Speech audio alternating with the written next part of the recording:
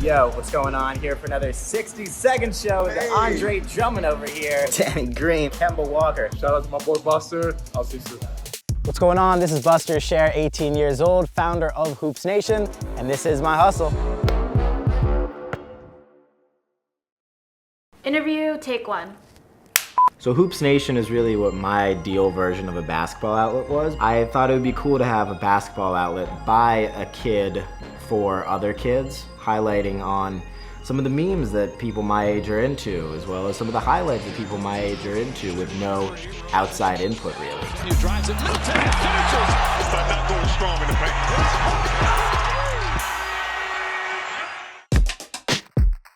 So when I was 14 years old, I started blogging about fantasy basketball. When I was 15 years old, I really started learning how to video edit and photo edit. When I was 16, I started broadcasting for the first time, both on radio and then local TV. At 17, a lot of the stuff started going viral on Facebook, and then I eventually jumped over to Instagram around the same time, as well as Snapchat and other platforms.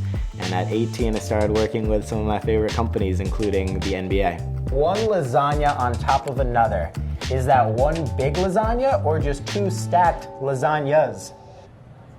I thought lasagna was like the whole thing when it's done. So I think as far as the breakdown of money that's coming in, as far as where it's coming from and what it's coming from, this month, the majority percentage is from show hosting. So I'd say 65 to 70% is from show hosting. 20% is from a couple different ad deals through Instagram and through social media, as well as a couple more organic brand opportunities with some of the cooler brands that I align with, as far as just putting out content on a general basis. This is 90.3 FM WWPT, the greatest high school radio station in the world. And we would literally sit down, do shows sometimes multiple times a day. This station won Best in the Country, and then I won Best Sportscast my junior year of high school, which was the last year I did broadcasting consistently every day. And this is really where all the broadcasting started. It's really fun to be back. And this is the studio. This is 90.3 WWPT, the one and only.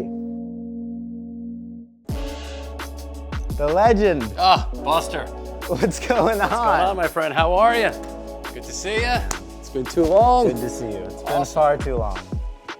The studio. We're back. WWPT, TV. Station is good. Station's good, man. Have a seat.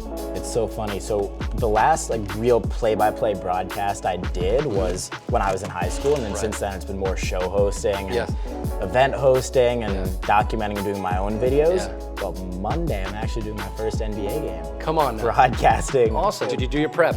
We have done prep. Okay, awesome. Prep, it's all about the prep. I think one of the big things too is that I feel like I just haven't, it hasn't started yet. Yeah, you're just beginning.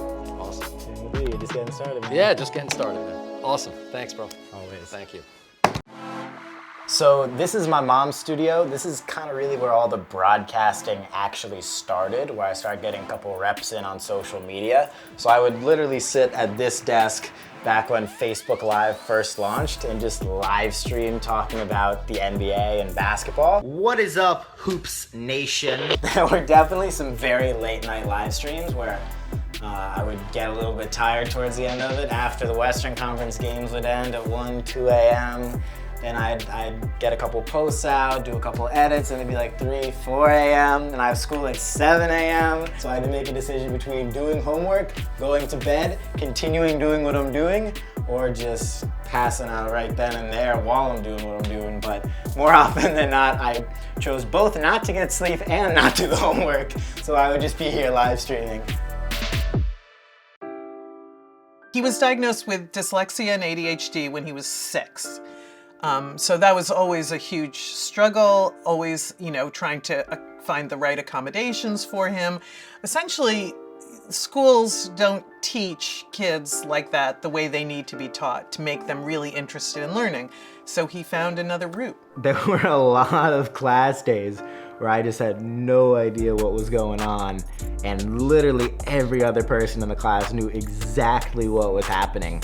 And I know there are definitely a lot of kids like the way that I was, but it was just the worst feeling. For anybody that definitely is struggling similarly to how I was, You know, you gotta just put in as much effort as you can, but keep in perspective that that is a very, very small percentage of what actually matters. And, you know, in 6 months, you won't remember it.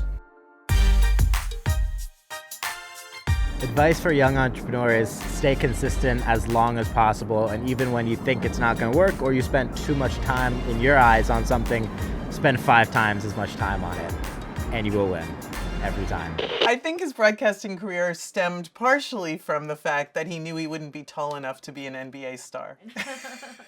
Are you here, Buster? Yeah, I'm here. Is that okay? Yeah, you're right.